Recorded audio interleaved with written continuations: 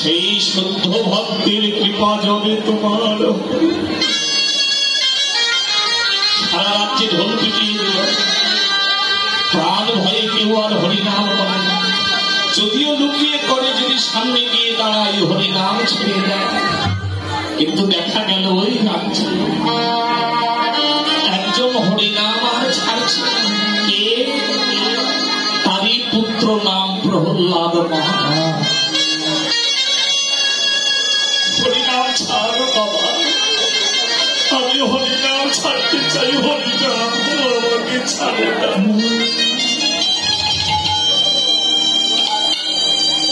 হরিনাম ছাড়, ছাড় বলছি।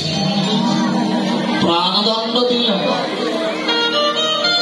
বুকের উপর পাষাণ চাপিয়ে দিল ছোট্ট বালকে।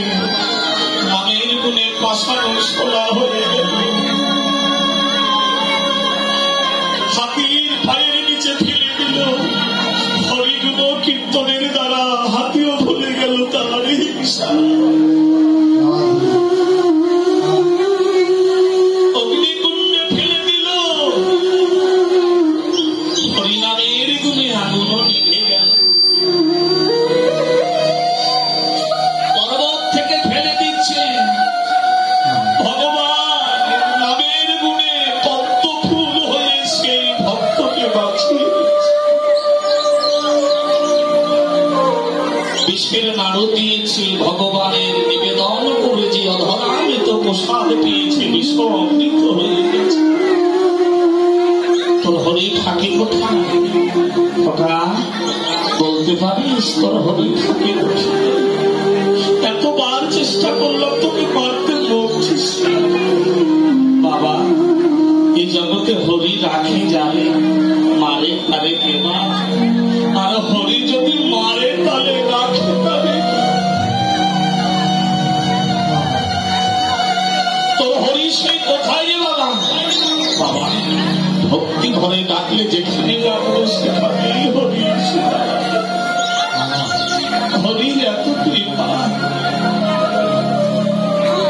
মুষ্টিঘাত করলেন ফটিক স্তম্ভে, এখানে তোর হরি আছে বলে। আর মুষ্টিঘাতে কম্পন শুনে ত্রিলোক যেন কম্পিত হতে লাগলো। আর সেখান থেকে ভগবান বের হলেন নিঃসিদ্ধ অবতারে। না দেবতা, না মানব, না দিবা না রাত্রি সন্ধ্যাকালীন সময়, না ঘরে না বাইরে, একেবারে মেন মন্দিরের দ্বারে। না ঊর্ধ্বে না অধে, হাঁটুর উপর রেখে হিরণ্যকশিপুর প্রাণ নাশ করছে। নারী ভরি বের করছে, নখ দিয়ে বাদ করছে। আরে হিরণ্যকশিপু ছেলেটার দিকে তাকিয়ে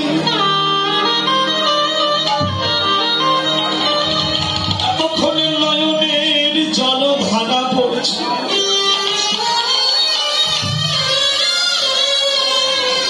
বলছে